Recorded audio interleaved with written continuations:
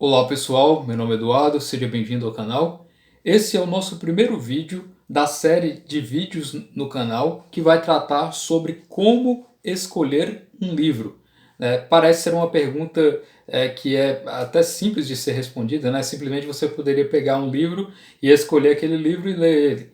Mas eu vejo que muitas pessoas têm dificuldades em escolher realmente um livro que vai fazer a diferença, um livro que vai melhorar a sua vida de alguma forma ou que vai servir para alguma boa finalidade. E nisso eu vou apresentar para vocês nessa série vários critérios que você pode utilizar na sua vida quando você for escolher um livro. Eu não vou simplesmente mostrar para vocês aquilo que eu faço, apesar de eu dar exemplos práticos, com o que eu faço cotidianamente com leitura, mas eu não vou me ater apenas a dar dicas, e sim a fornecer os critérios, os meios com que você mesmo vai poder escolher um livro, você mesmo vai poder ter o seu discernimento sobre o que você considera como sendo um bom livro que você deve ler para aquele momento, para aquela época que você está disposto, né? E nisso não adianta nada falar sobre como escolher um livro se você não tem um hábito da leitura, se você não tem o costume de ler livros, etc., né? E isso seria um contrassenso eu tentar mostrar para vocês como escolher um livro, sendo que você sequer gosta de ler um livro. Então, esse primeiro vídeo nós vamos tratar sobre isso, sobre como desenvolver um certo gosto pela leitura, como você pode começar a escolher os livros propriamente, né? E aqui trataremos especificamente sobre o que eu chamo de livro alavanca, que é o primeiro livro que você tem que ler, né, antes de ler qualquer outros livros, né? O hábito da leitura, falar em hábito da leitura, algo que pode surgir hoje em dia com muita frequência, né? Se você pesquisar na internet hábito da leitura, você vai ver vários vídeos como ter hábito da leitura, como desenvolver a leitura, como... Enfim, o hábito da leitura em si não é uma coisa boa, no sentido de que simplesmente só ler apenas. Só ler apenas, você já faz isso com frequência. Você lê postagem no Facebook, né, nas redes sociais, no WhatsApp, etc., né? E você está sempre lendo mensagens, sempre lendo notícias, etc. Simplesmente ler por ler não é propriamente um critério interessante. A questão aqui do hábito da leitura é ler bons livros, ler livros que vão fazer a diferença, né? Porque existem livros também que são ruins, nós vamos falar sobre isso também, e existem livros que são bons. A questão é saber escolher quais são esses livros bons que vai fazer a diferença, né? Então, os simples atos de apenas ler, simplesmente porque quer criar um hábito, quer dizer que está lendo o livro, isso não é algo interessante, né? O interessante sim é escolher um livro que vai fazer a diferença, mesmo que você seja apenas um livro na sua leitura durante um ano, mas aquilo lá vai fazer a diferença na sua vida. Então, eu vou começar de forma bem simples, apresentando para vocês alguns conceitos que são importantes, né? As pessoas que estudam semiótica, né, que estudam a comunicação, me perdoem, mas eu não vou utilizar termos técnicos, né, aqui nesse vídeo, mas simplesmente para efeitos didáticos eu vou falar com vocês sobre sinais, sobre sons e sobre símbolos, né? Então, parem para reparar. Quando você nasce, né, quando você é uma criança, né, um bebê, quais são os primeiros meios de interpretação que você tem da realidade? Primeiramente, você vai ver a sua mãe através dos gestos de quem te criou, né, que quem está te amamentando, é que você vai perceber que há naquele gesto cuidado, que há naquele gesto algo que dedicado a você. Então o ser humano, logo no início, a primeira forma de comunicação que ele passa a entender são os gestos em relação a ele, né? Ou seja, o gesto de repulsa, o gesto de carinho, o gesto de atenção, etc., né? E nisso o ser humano inicia a sua vida, através de interpretar a sua realidade através dos gestos que a sua mãe ou que outras pessoas, que o mundo à sua volta irá fazer, né, em relação a isso. Então, o ser humano inicia assim, verificando esses sinais, né? Tanto os sinais artificiais, por exemplo, reparando que há luz, que não há luz, né? Ou seja, com luz ele tem que ficar acordado, sem luz ele tem que dormir, ou seja, ele passa a interpretar os sinais que o mundo à volta dele passa, né, para ele a todo momento, né? E esse é o início da vida propriamente. Evidentemente também que ele começa a perceber que existem sons, né? Então, além do mundo físico, né, propriamente, além dos gestos que os outros humanos fazem, ele percebe também os sons. E com o passar do tempo, com o desenvolvimento, né, do cérebro, etc., vai se aprimorando o entendimento da realidade, o entendimento do que significam aqueles gestos, do que significam os objetos em si, para que serve cada objeto, e nisso você vai desenvolvendo o seu cérebro, né?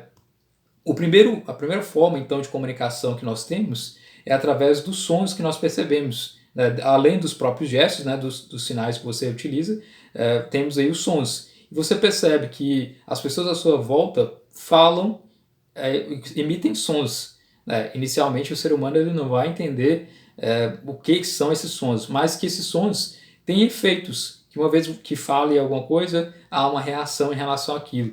Então, com o passar do tempo, você vai escutando e percebendo os significados daquelas palavras e formando então a linguagem e o entendimento desses sons, né? Então veja que o ser humano inicialmente ele se comunica através de gestos, daquilo que é mostrado para ele através da realidade e através dos sons que ele entende dentro da linguagem. Então o ser humano naturalmente é alguém mais visual e alguém mais auditivo, né? E depois, evidentemente, que ele percebe o significado dessas palavras que ele vai falar. Então, inicialmente nós temos essa forma de comunicação, né? Agora, quando se trata em leitura, em ler algo, é relacionado a símbolos, ou seja, é algo já artificial, porque naturalmente, né, biologicamente, o ser humano é feito para ver, perceber a realidade através da sua visão e escutar também o som e interpretar os significados que outras pessoas têm. Isso já é natural, né, do próprio físico do ser humano. Embora também a própria linguagem também tenha um pouco da artificialidade, né, do próprio ser humano, do convívio da sociedade, etc.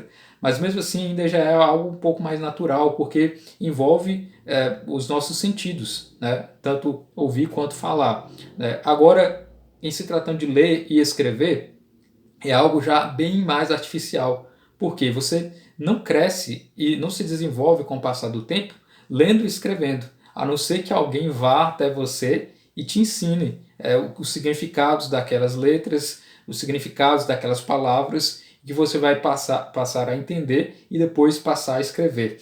Então, por isso, ler e escrever costuma ser mais difícil para nós, porque não faz parte aí daquilo que é naturalmente feito, daquilo que naturalmente nós aprendemos. Então é necessário um esforço para que você possa ler e escrever, né?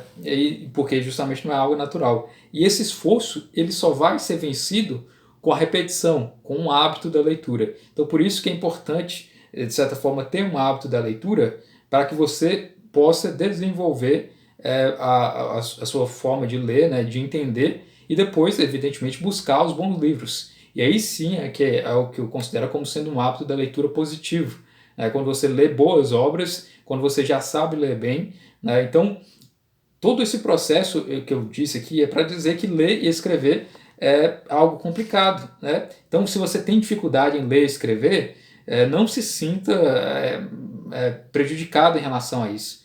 Na verdade, pense que é um obstáculo que talvez você possa ter no momento, mas que você tem que superar isso com o passar do tempo e com a prática, né? Não é algo bizarro, algo incomum dizer que você tem dificuldades com a leitura, porque é algo, como eu mencionei, que não é propriamente natural, né? Embora você possa desenvolver com o passar do tempo. Então, para desenvolver o hábito da leitura, é necessário que você tenha, antes de começar a ler qualquer coisa, que dê um significado para essa leitura. Então, se você, eu quero ler livros, eu quero ser uma pessoa que passa a ler muitos livros e que com isso eu vou me desenvolver como pessoa, eu quero isso para a minha vida, mas eu não sei por onde começar, como é que eu faço isso? A primeira coisa é dar significados, né? Da mesma forma que quando você era bebê você deu significados para a luz, né, que ligava e desligava, ou para os gestos da sua mãe de carinho ou de repulsa, ou quando você percebeu sons. Tudo isso tem a ver com o significado, com o sentido que você dava a tudo isso, né? Então, da mesma forma, na leitura, você tem que primeiro pensar no significado. Como assim significado, né? Primeiro você tem que desenvolver os motivos por que ler aquela obra, por que ler aquele livro, porque isso vai fazer a diferença. Se você não souber direcionar bem o seu gosto, né, ou direcionar bem o significado em relação àquele livro, você simplesmente vai abandonar aquele livro no meio da leitura, né, e, portanto, isso você vai ter perdido seu tempo, né? Evidentemente que isso não é um problema, né? Nós vamos procurar livros que vão, uma hora ou outra, né, te desapontar, né? Que são livros que não vão trazer aquilo que você pretende, então nada mais natural do que rejeitar aquele livro. Mas o ideal é procurar primeiro um livro, e esse primeiro livro vai ser fundamental na sua vida de leitor, porque ele vai ser a alavanca, né? Então por isso que eu chamo de livro alavanca. É a partir desse livro que você vai conseguir levantar algo, né? Procurar levantar um obstáculo, levantar algo maior do que você pensa, né? Ou seja, através de um livro você vai conseguir ler outros milhares de livros. E como eu posso dar um exemplo em relação a isso? Então, vou dar um exemplo claro para vocês aqui, prático, né, da minha vida. Há muito tempo atrás, naquela época que eu estudava, né, não tinha internet, na década de 90. No sentido de internet acessível como hoje, não tinha YouTube, não tinha Google, né? Então as informações que eram colhidas eram basicamente o que os professores falavam, o que a televisão apresentava ou o que se lia na biblioteca. Então muitas informações não chegavam a quem pretendia estudar, simplesmente pelo fato de que estava fechado nesses núcleos, né? Então muitas vezes era necessário procurar outros meios para que você pudesse desenvolver, e isso era um esforço maior ainda, né? Então certa vez na escola, né, há muito tempo, tem algumas décadas, né, um professor decidiu passar um filme, e esse filme era O Nome da Rosa, né, que é uma adaptação de um livro aí do Humberto Eco. E o professor tinha a finalidade de mostrar que a Idade Média era uma idade das trevas, que a Idade Média era uma idade atrasada, que foi uma grande perda para a humanidade, a Idade Média. Essa concepção, né, que hoje em dia já é vencida, né, isso já na verdade historicamente já não é mais considerado como verdadeiro, mas que naquela época o professor pretendia dizer isso porque era o discurso comum dos historiadores, né? Então ele apresentou esse filme, né, nesse sentido, né, de mostrar que a idade das trevas, a Idade Média era a idade das trevas, etc. E a turma, né, assistiu o filme, né, para tentar compreender o que o professor pretendia dizer, né, e eu assisti o filme. Porém, eu vi com um significado diferente, né? Enquanto meus colegas assistiram o filme, nossa, Idade Média, que horror, Idade Média, né, e tal, e ficaram com essa concepção, eu pensei pelo lado positivo, pelo lado do significado em relação àquilo.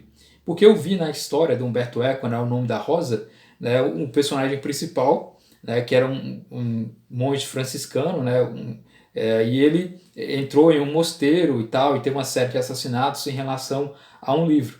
Mas para mim o que chamou a atenção foi o quanto havia o discurso em torno de um autor, em torno do Aristóteles. E eu pensei, nossa, interessante, né? Como aqueles monges fizeram tanta coisa, teve tanta história, tanto drama em relação a um livro, né, escrito por Aristóteles. E eu assisti esse filme e fiquei fascinado com esse aspecto, né? Que alguns queriam preservar aquele livro por ser aí um grande escritor, né, da antiguidade, alguém que dotado de grande conhecimento, e outros queriam destruir aquele livro, etc. Então eu decidi perguntar ao professor, né, se Aristóteles realmente existiu. E ele explicou que Aristóteles foi um grande filósofo da antiguidade e tal.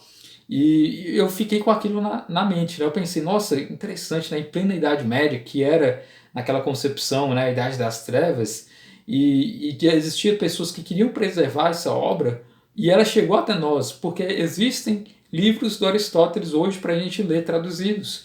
E eu fiquei fascinado com essa ideia de como o tempo se passou e algumas pessoas ao longo dos séculos preservaram aquela obra para que a gente pudesse ler atualmente, né? Então eu costumava muito ir em bancas de jornais, né, para conferir novidades de livros, né? Então, certa vez eu encontrei uma coleção, né? Essa coleção é a coleção Os Pensadores, que você pode ver aqui nessa estante, né? E vi lá o primeiro exemplar, Sócrates, né? Tá bem desgastado aqui, porque eu já li várias vezes, mas eu vi lá Sócrates. E eu fui e perguntei, né, ao professor, quem foi Sócrates, né? E o professor falou, não, Sócrates foi considerado aí o mestre, né, de Platão, e Platão mestre de Aristóteles.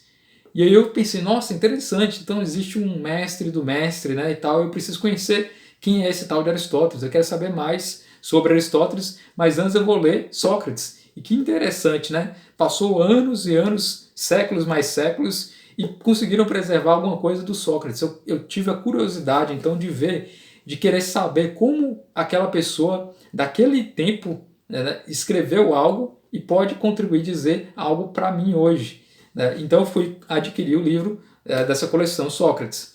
E aí, como eu percebi que Sócrates foi o mestre de Platão, eu decidi ler, então, Platão. E assim sucessivamente. Depois li A República de Platão e depois cheguei finalmente ao Aristóteles, né? E li a obra Aristóteles. Isso aí na pré-adolescência, então com uns 13, 14 anos. Quer dizer que eu entendi alguma coisa? Muito pouco, né? Mas eu comecei a ler toda a coleção que eu fui adquirindo aos poucos. E ali por volta até dos 15 anos eu terminei de ler toda a coleção dos grandes pensadores, né? E embora não tenha compreendido tudo, eu dei esse valor, eu tive o significado inicial de pensar que esses grandes escritores tiveram seus grandes momentos, né, e suas lutas no momento em que viveram, mas que deixaram para as próximas gerações obras fascinantes que conduziram a um bom conhecimento, né? E lendo depois, né, o livro do Humberto Eco, né, O Nome da Rosa, o livro é bem melhor do que o filme, né? Afinal, no livro tem aqui muitas coisas que ele utilizou de critérios, né? Humberto Eco era um conhecedor do período medieval e escreveu com características como se fosse um manuscrito medieval a obra, né? Embora seja um livro altamente anticlerical, né? Mas ele tem assim sua qualidade na escrita. E lendo o livro, eu vi uma passagem que me chamou a atenção, né? Logo no início do prefácio, ele diz o seguinte: esta é uma história de livros, não de misérias cotidianas. E aí eu percebi, falei, nossa, interessante, então o livro fala sobre livros, da importância dos livros naquela época e o quanto os livros devem ser preservados porque contém um grande conhecimento. E a partir dessa noção que eu tive, né, eu comecei a desenvolver minha leitura aí com outras obras mais de aprofundamento, de outras obras que puderam mudar a minha forma de pensar. Então, a partir disso, eu criei o hábito desse princípio, desse significado inicial, de que grandes obras devem ser preservadas, etc. Isso envolveu, evidentemente, emoção,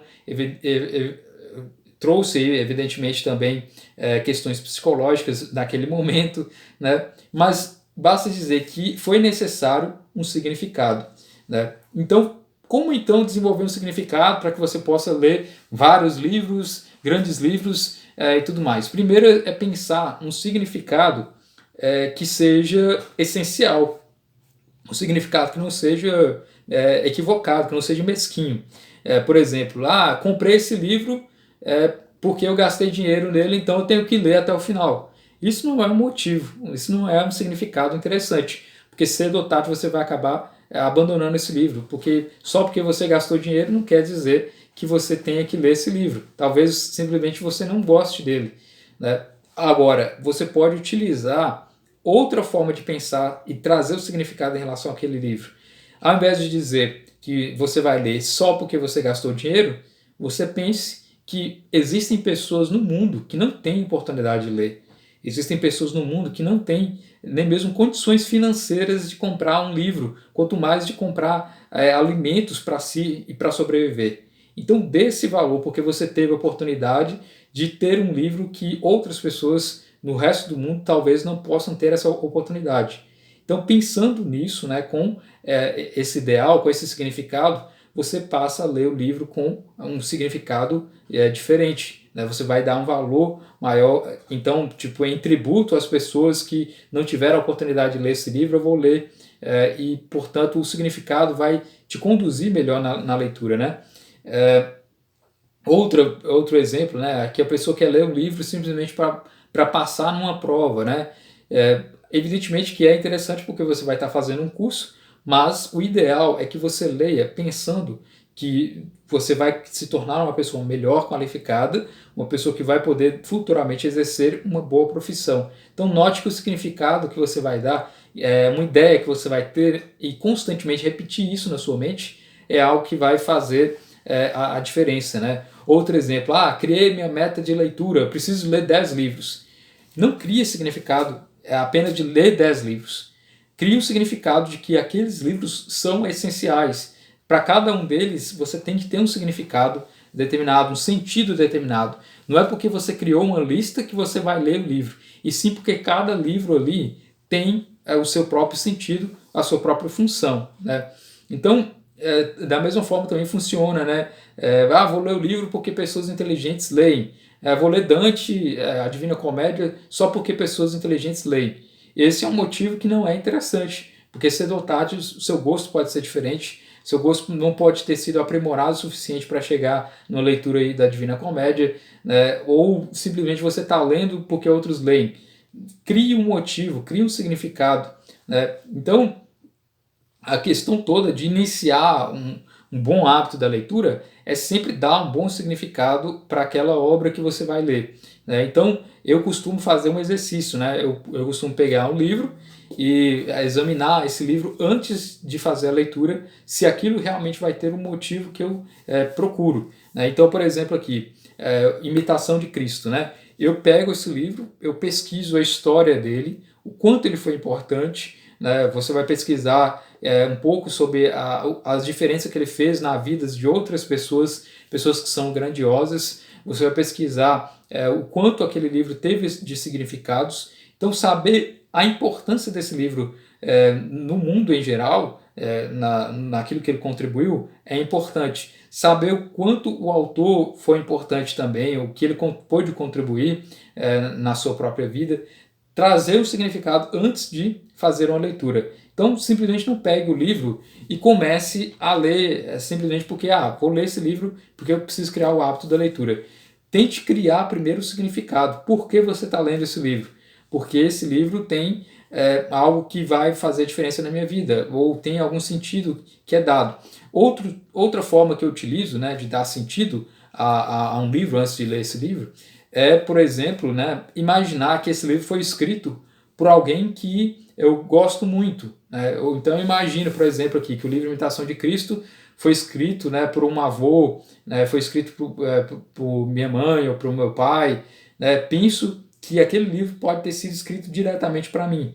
Então, quando você traz esse significado, essa aproximação do livro em relação a você, você vai ter aí uma maior força para terminar esse livro até o final. Então, simplesmente não pegue o livro, dê o significado, né?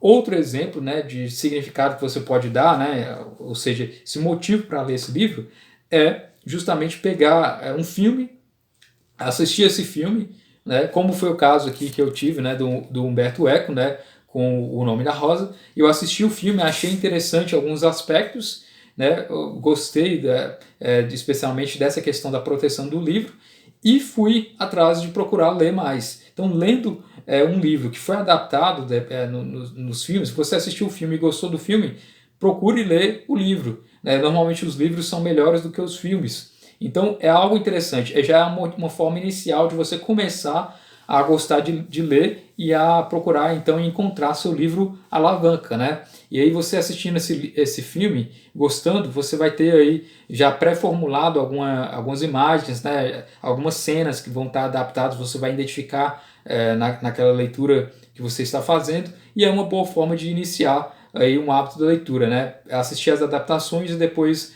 ler o livro. Ou trazer significados, né, imaginar que aquele livro ele foi escrito por alguém que você imagina como sendo importante, ou que aquele livro foi recomendado por uma pessoa que você tem autoestima e que você quer ler o livro para entender, com profundidade, entender também um pouco do pensamento daquela pessoa que te recomendou, né? Ou seja, trazer um significado antes da leitura.